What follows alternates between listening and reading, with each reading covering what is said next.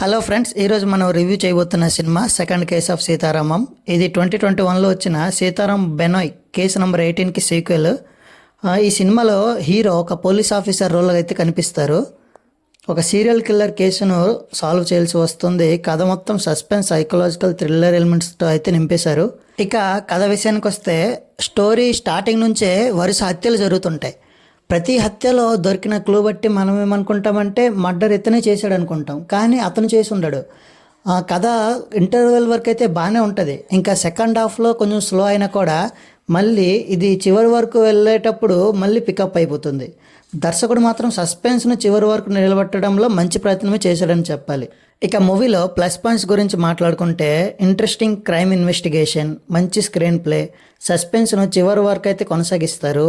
Hero acting, background score అయితే బాగున్నాయి. Minus points గురించి వచ్చేస్తే సెకండ్ హాఫ్లో కొంత స్లోనెస్ అయితే మీకు అనిపిస్తుంది.